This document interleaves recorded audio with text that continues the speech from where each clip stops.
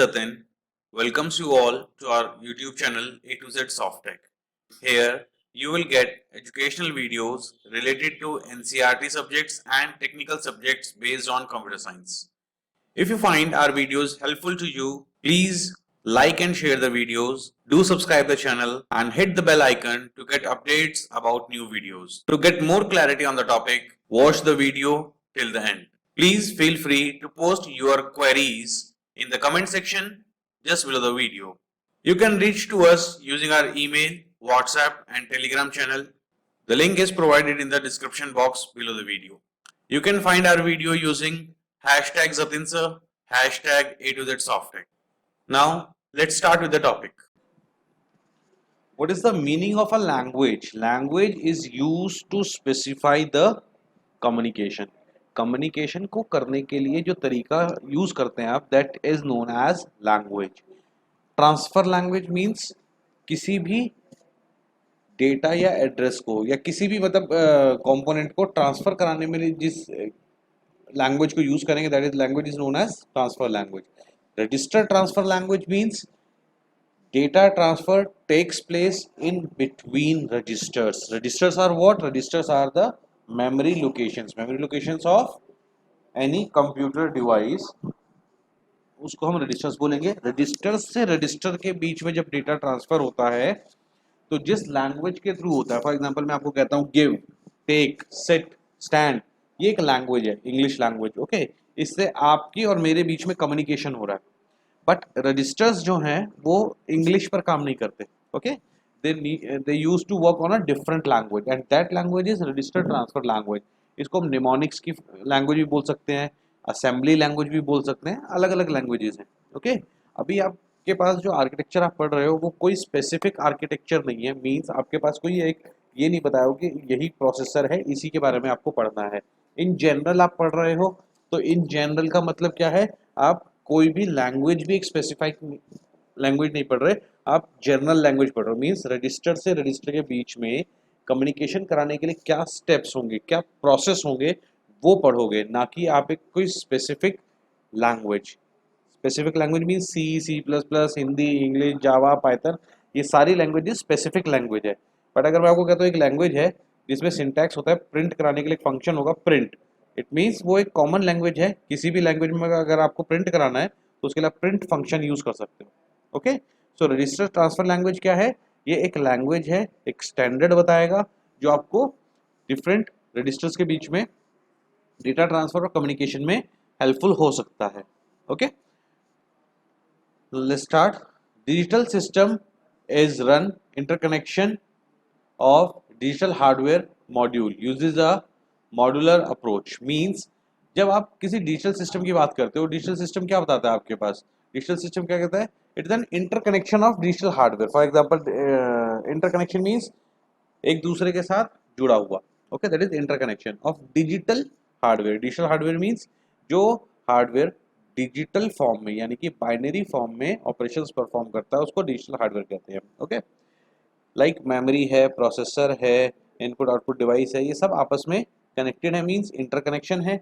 Digital means ये सब आपस में कम्युनिकेट कर रहे हैं डिजिटली, तो ये सब डिजिटल हार्डवेयर डिवाइसेस हो गए.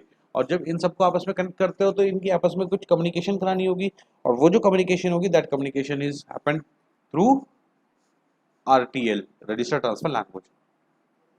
Modules are constructed from, next point is modules are constructed from such digital components or registers, decoders, arithmetic elements and control logic. Okay, ये जो मॉड्यूल्स हैं हार्डवेयर, डिजिटल हार्डवेयर मॉड्यूल्स, ये modules क्या हो सकते हैं? मॉड्यूल्स क्या हो सकते हैं? आपके रजिस्टर्स हो सकते हैं, डिकोडर्स हो सकते हैं, अरिथमेटिक एलिमेंट्स हो सकते हैं और कंट्रोल लॉजिक हो सकता है.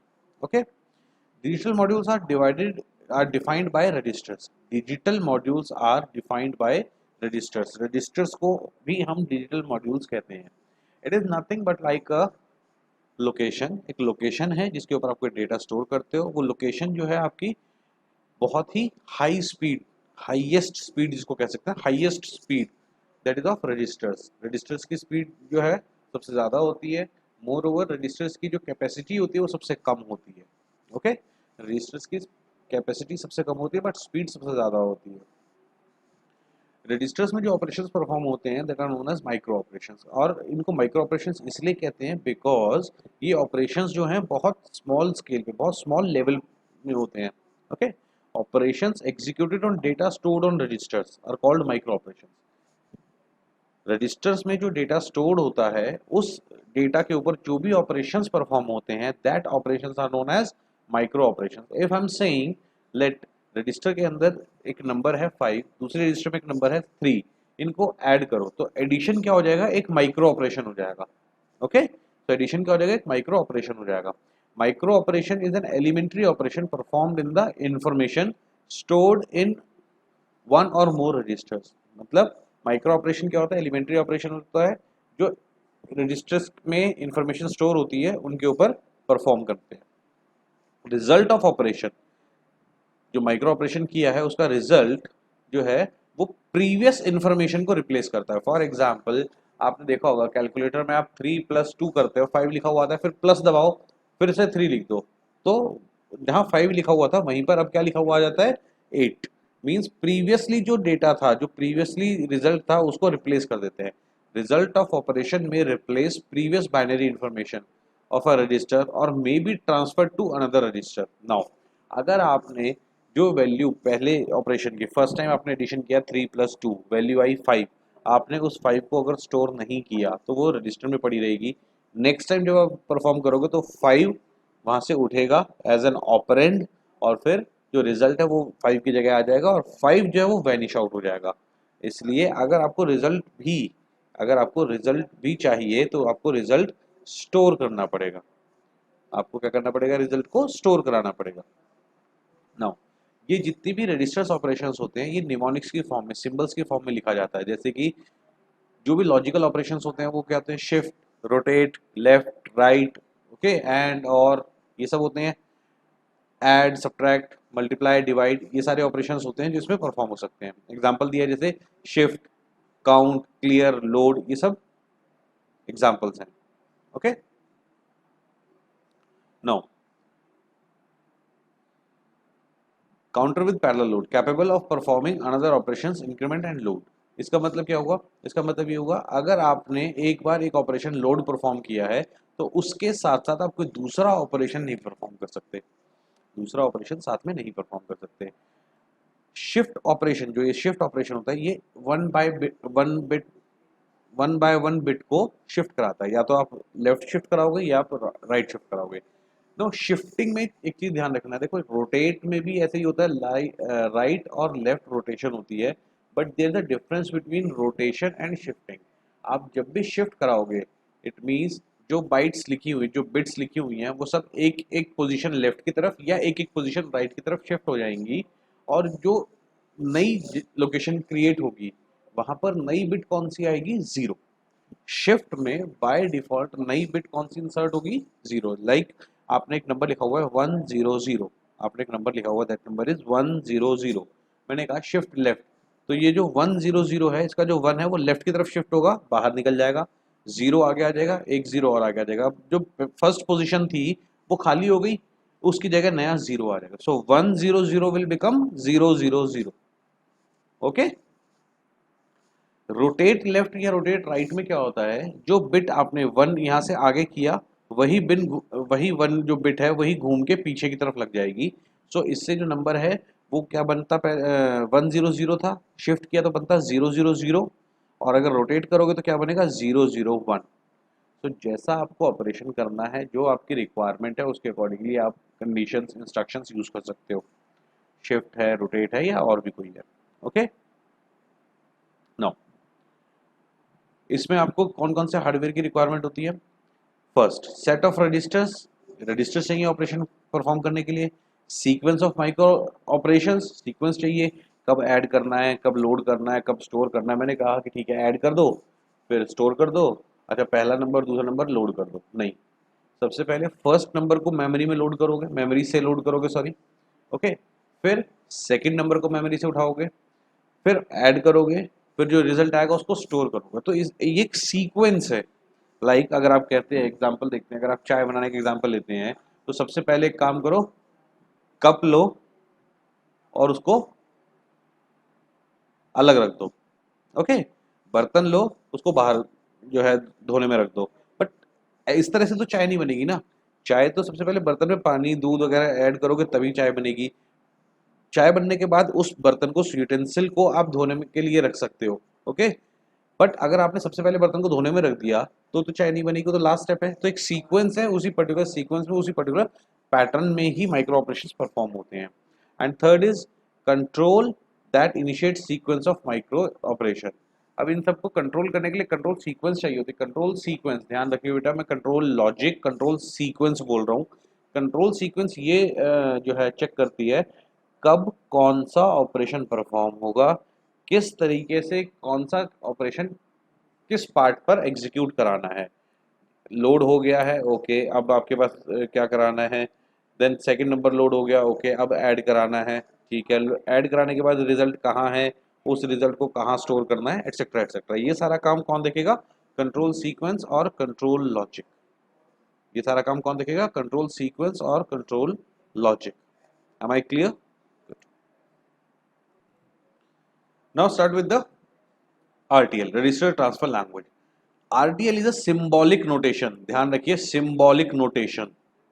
सिंबॉलिक नोटेशन और निमोनिक्स, सिंबॉलिक नोटेशन और निमोनिक्स। RTL में निमोनिक्स या सिंबॉलिक नोटेशन यूज करते हैं। Symbolic notation use to describe the micro operation. For example, addition करना है, अगर आप सी लैंग्वेज की बात करते हो, उसमें आपको ऐड करना होता है, आप जस्ट एक simple plus operator, okay, addition का साइन होता है ना, प्लस, प्लस का साइन लिखते हो, उससे पता लग जाता है ये एडिशन हो रहा है। ओके, ऐसे ही अगर आपको रजिस्टर ट्रांसफर लैंग्वेज में, RTL में असेंबली लैंग्वेज भी बोलते हैं इसको, ठीक है, अगर आपको इसमें कोई ऑपरेशन परफॉर्म करना है तो आपको उसके लिए कोई सिंबल क्रिएट करना पड़ेगा। सिंबल क्रिएट करने का मतलब क्या होता है? लाइक अगर आपको ऐड करना है तो आपको उसके लिए ऐड एक कमांड, एक वर्ड लिखना पड़ेगा, that word is known as symbol. Okay, अगर मैं कहता हूँ शिफ्ट करो तो उसके लिए एक सिंबल हो गया, like shift, SHIFT। Okay, load, तो एक निमोनिक्स है आपके पास लोड करने के लिए, LOAD, लोड।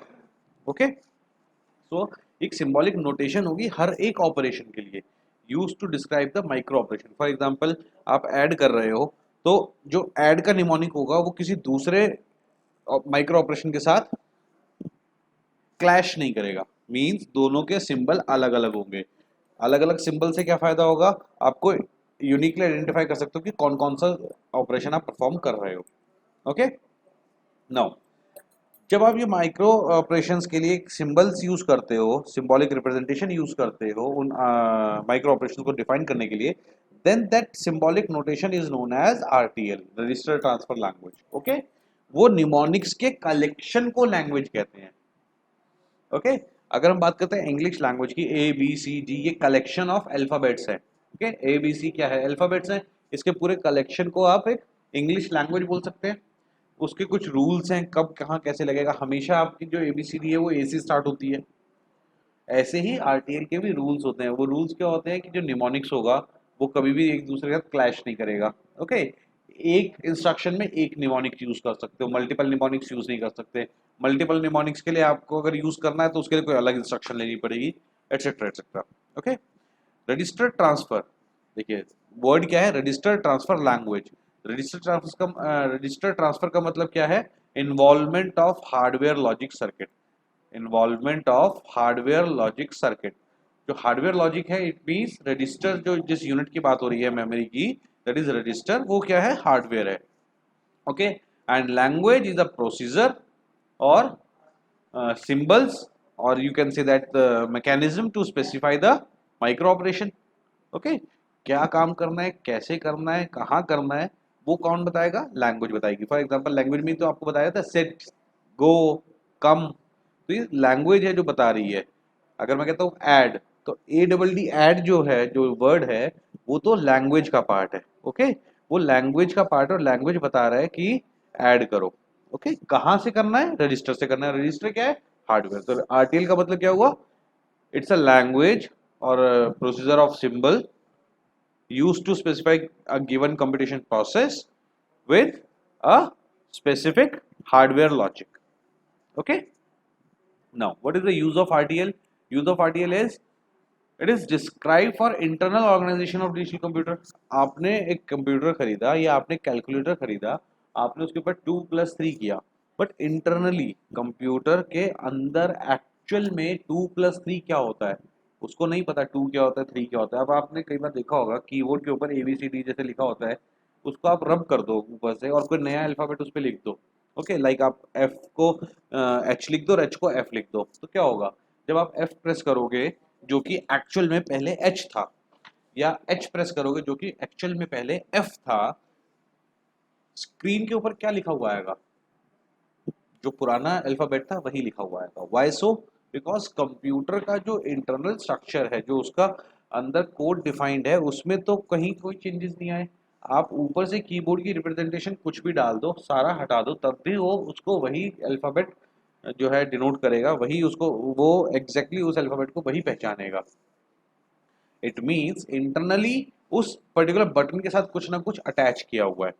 ओके, जब तक वो इंटरनल जो ऑर्गेनाइजेशन है या इंटरनल कोड चेंज नहीं होता, तब तक आपके कंप्यूटर का जो ऑपरेशन है या रिप्रेजेंटेशन है वो चेंज नहीं होगा। ओके, सो जब भी आप 2+3 करते हो कैलकुलेटर में, तो वो क्या करता है, पहला नंबर लेता है उसको एक जगह डालता है, फिर दूसरा नंबर लेके एक जगह डालता है और फिर चेक करता है ऑपरेशन क्या था।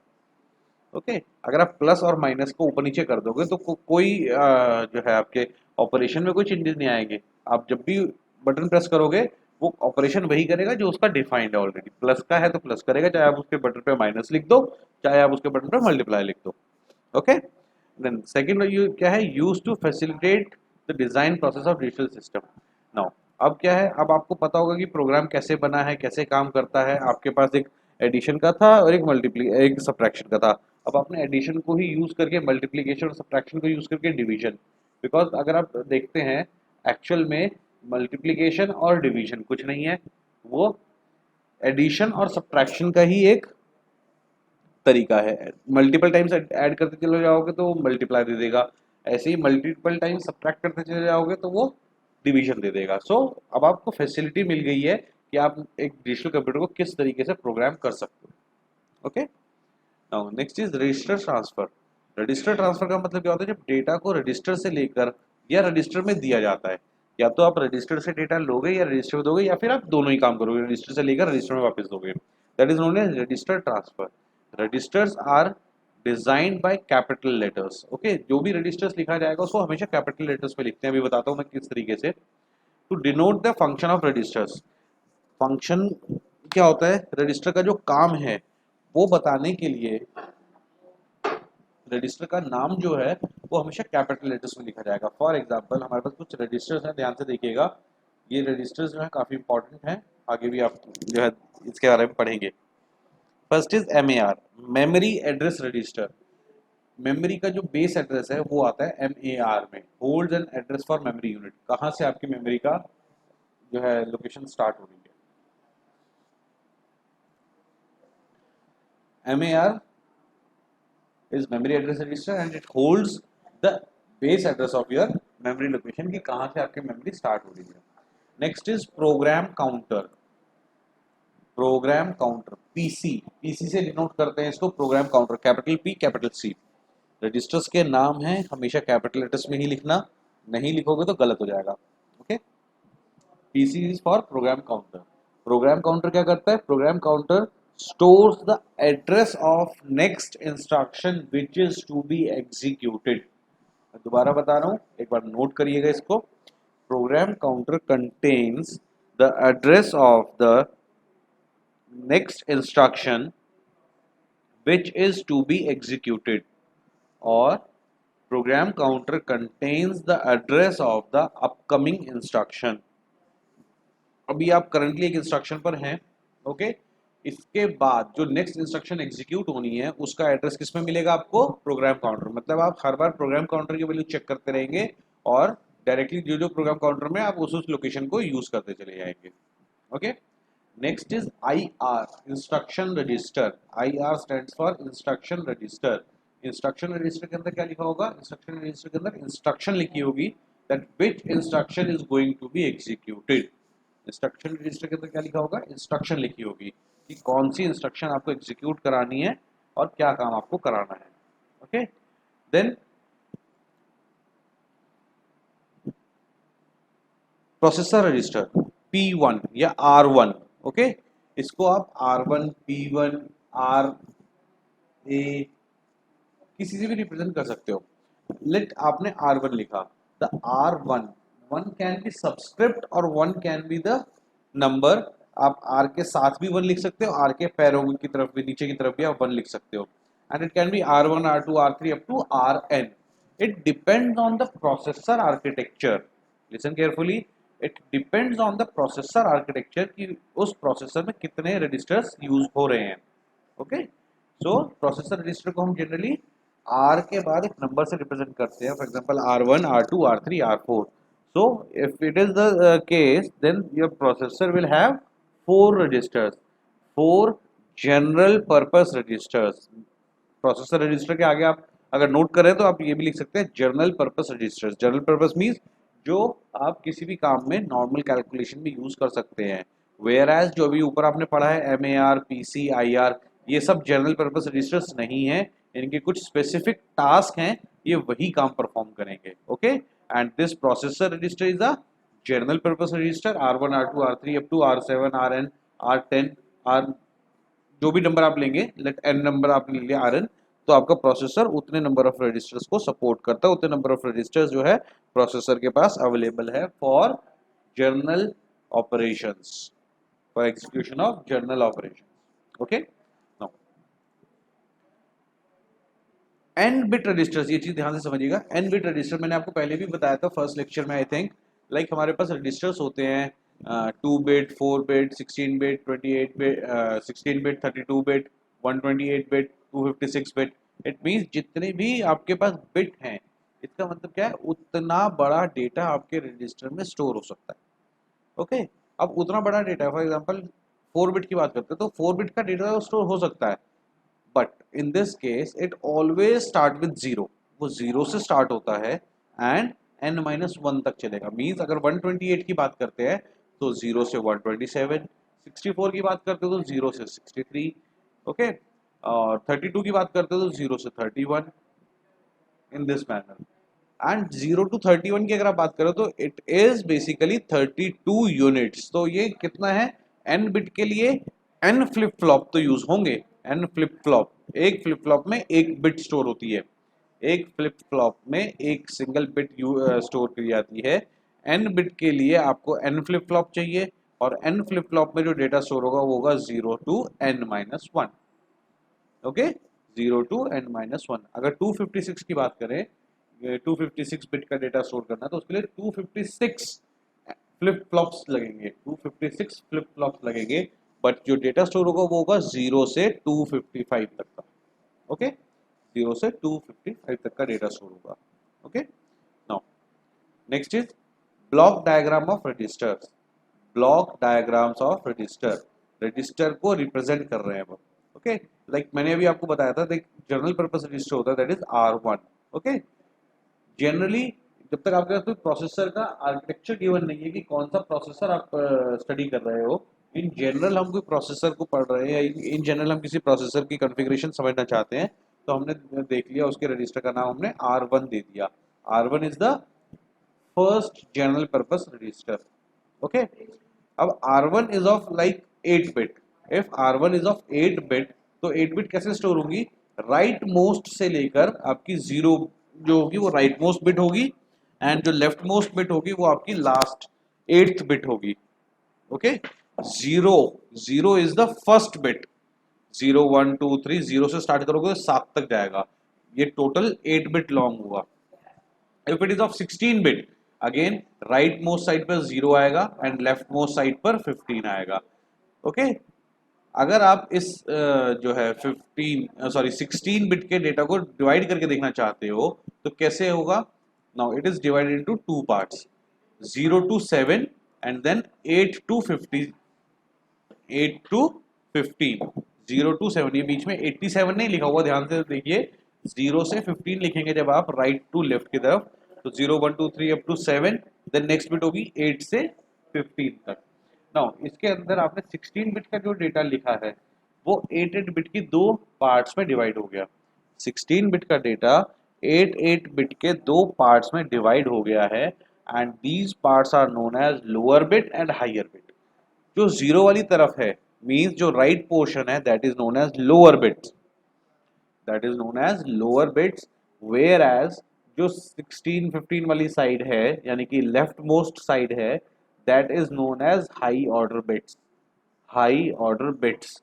ओके, 8 बिट हैं तो इसको एक बाइट भी बोल सकते हैं, तो लोअर बाइट और अपर बाइट या higher byte. Okay, lower byte and upper byte ये भी बोला जा सकता है। ब्लॉक डायग्राम ऑफ रजिस्टर क्या बताता है आपके पास, लेट R1 एक रजिस्टर है जो 8 बिट का है। ओके, एक R2 रजिस्टर है जो आपके पास 16 बिट का है। R2 के अंदर आपने 8 बिट का दो डेटा डाला तो वो 0 से 7 तक स्टोर हुआ एंड देन 8 से लेकर 15 तक स्टोर हुआ। अब ये 16 बिट का जो डेटा है इसको आप रीड कर सकते हो दो पार्ट्स में, लोअर बाइट और अपर बाइट या लोअर बाइट और higher byte.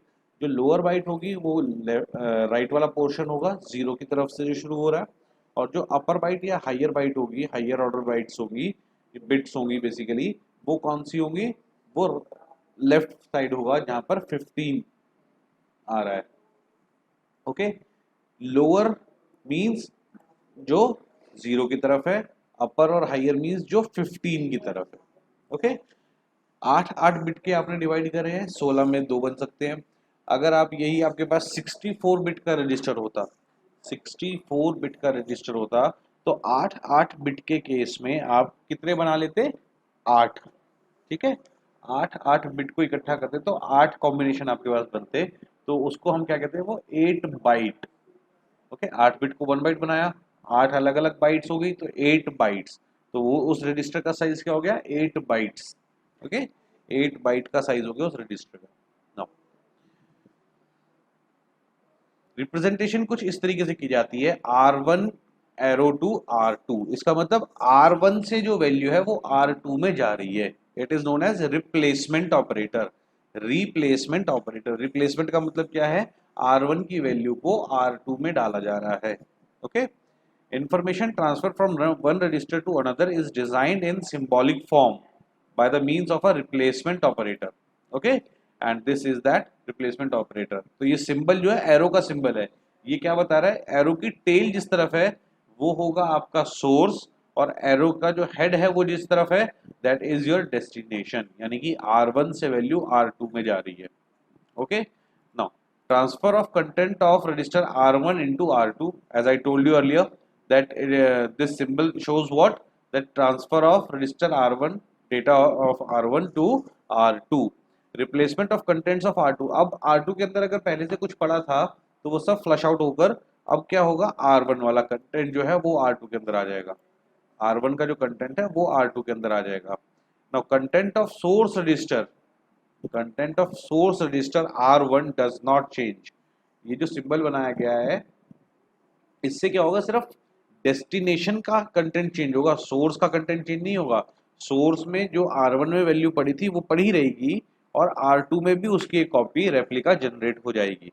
Okay, now it implies that circuit are available from the output of source register to input of destination। means इससे क्या समझ में आया आपको, इससे ये पता लगा कि जो सोर्स रजिस्टर है, output of source register, output of source register क्या है, that is content of R1 that will shifted to, that will जो है कॉपी टू R2, यानी कि इनपुट ऑफ R2 यानी कि डेस्टिनेशन रजिस्टर। सोर्स रजिस्टर का जो आउटपुट है वो इनपुट होगा किसका, डेस्टिनेशन रजिस्टर का। अगर आप इफ देन स्टेटमेंट लिखते हो तो वो इस तरीके से लिखी जाएगी, इफ स्टेटमेंट कैसे लिखी जाएगी, इस तरीके से लिखी जाएगी, if p is equals to 1, p is any counter, any number, any flag। okay, if p is equals to 1 then C language में, जावा में, पाइथन में कहीं पर भी देन यूज नहीं होता था। ओके, बट यहाँ पर न्यूमोनिक्स की फॉर्म है, यहाँ पर आपको सिंबल्स हैं, इसलिए आपको इफ देन एल्स ये सब लिखना पड़ेगा। ओके, इफ p is equals to 1 then R1 arrows to R2, मतलब R1 का डेटा R2 में चला जाए। ओके, अदरवाइज नहीं जाएगा। Now P is control signal, control signal अगर कुछ चाहिए आपको तो वो काम इसमें हो सकता है। ब्लॉक डायग्राम ऑफ ये भी वही है, कंट्रोल फंक्शन किस तरीके से काम करेगा उसी को डिफाइन किया हुआ है। If then can be written as P colon R1 arrows to R2 means R1 से वैल्यू R2 में जाएगी कब, जब ये वाली वैल्यू होगी। Okay, transfer operation is executed at P is equals to 1। जब भी P की वैल्यू 1 होगी तो ऑटोमेटिकली ऑपरेशन परफॉर्म हो जाएगा। ब्लॉक डायग्राम जो है किस तरीके से हो रहा है ये देखिए, बस ये ब्लॉक डायग्राम तक ही समझाएंगे आज, इसके बाद क्लास ओवर करते हैं। Block diagram for transfer to R1 to R2, R1 से R2 में जो डेटा ट्रांसफर हो रहा है वो कैसे हो रहा है वो देखिए। कंट्रोल सर्किट क्या बता रहा है, कंट्रोल सर्किट किसको चेक करेगा, P को। If P is equal to 1 then वो लोड करेगा किसको, R2 को, और R1 से डेटा जाएगा R2 के अंदर। यहाँ पर एक क्लॉक लगी हुई है, क्लॉक क्या बता रही है, जब ये क्लॉक की इनपुट आएगी मींस ऑपरेशन तब परफॉर्म होगा। Output of register R1 are connected with the input. Output of register R1 की आउटपुट क्या है, ये लेट n है ईटा, ये और इसकी आउटपुट है R1 की, ये कनेक्टेड किस में है, R2 के इनपुट में। मींस R1 की जो वैल्यू होगी वो R2 में चली जाएगी एज अ इनपुट। देखिए क्लॉक पल्स आ रहा है, यहाँ पर T है, यहाँ से लोड किया, लोड करने के बाद पूरा साइकिल जो है ये पूरा एक साइकिल हुआ, इस पूरे एक साइकिल में ऑपरेशन परफॉर्म हुआ, देन ये वापस नीचे आ गया। नीचे आने का मतलब क्या है, अगेन इसको रीसेट कर दिया है। रीसेट करने का मीन्स एक ऑपरेशन यहाँ से स्टार्ट होकर यहाँ पर खत्म हो गया, तो जो लोड है वो यहाँ पर खत्म हो जाएगा, load operation. It will take transfer occurs here at this moment, transfer होगा यहाँ पर, इस मोमेंट पे ट्रांसफर होगा एंड देन वो ऑपरेशन वापस खत्म हो जाएगा। Register R2 has a load input that is activated by control variable P। Okay, R2 में जो इनपुट है वो कब काम करेगी, जब कंट्रोल लॉजिक बताएगा कि हाँ वैल्यू वेरीफाइड है, वैल्यू जो है ठीक है, P की वैल्यू 1 है, तभी ये ट्रांसफर होगा। Control variable is synchronize with same clock. अब कंट्रोल वेरिएबल है वो किसी क्लॉक से ट्रिगर होगा, ट्रिगर होने का मतलब क्या है, कब चेक होगा, क्लॉक से चेक होगा, अगर वो ठीक है तभी ये सारा का सारा ऑपरेशन परफॉर्म होगा। ओके, और जो मैंने आपको बताया वही सारा का सारा यहाँ पर लिखा हुआ, that P is activated in control section by a rising edge of a clock pulse at time t, next positive transmission of clock at time t1। अब क्या है, नेक्स्ट पॉजिटिव क्लॉक कब आएगी, टाइम t1, तो अगला ऑपरेशन कब perform होगा, t1 finds the load input active and data inputs of R2 are then loaded into registers in parallel. P may go back to 0 at time t1, जो time t1 है वहां पर जो है P की value 0 हो जाएगी, तो लोड ऑपरेशन फर्दर वापस से नीचे हो जाएगा, जो सिग्नल हाई हुआ था वो वापस लो हो जाएगा। Otherwise transfer will occur with every clock pulse remain while P remains active. अगर P एक्टिव रहता है, यहाँ पे ऊपर ही रहता, तो भी ट्रांसफर होता रहता, बिकॉज इसने क्या कहा, जब तक P की वैल्यू 1 आएगी तब तक ये ट्रांसफर लेता रहेगा। अगर P की वैल्यू आपने एक बार 1 करके 0 कर दी, इसका मतलब वो एक बार ट्रांसफर करेगा और फिर रुक जाएगा, अदरवाइज जब तक उसकी वैल्यू 1 है तब तक चलता रहेगा। इट इज सिमिलरली एक गेट है, जब तक गेट खुला है तब तक सारे पैसेंजर, सारे जो है पर्सन उसमें से क्रॉस कर रहे हैं। जब गेट बंद हो गया तो कोई क्रॉस नहीं कर रहा। ओके, आपने देखा होगा कुछ गेट्स ऐसे होते हैं individual, like metro, Delhi metro की बात करते हैं, हर किसी को अपना टिकट दिखाना होता है, सिर्फ वही एक पर्सन उसमें से जा पाता है। सो एवरी पर्सन, या टोल गेट, जो टोल गेट्स होते हैं टोल नाका हाईवे पर, उसमें भी ऐसे ही होता है, हर एक पर्सन को अपना एंट्री चेक करानी पड़ती है, हर एक के केस में P की वैल्यू चेक होती है, देन वो ट्रांसफर होगा R1 से R2। Okay, so this was your RTL। Next हम जो है कुछ सिंबल्स हैं, बेसिक सिंबल्स ऑफ RTL, वो हम नेक्स्ट लेक्चर में करेंगे। Okay, this is all for today. Thank you very much for your patience listening. Please feel free to ask for queries. You can find our contact information in the description box just below the video. Thank you once again. Have a nice day. Thank you.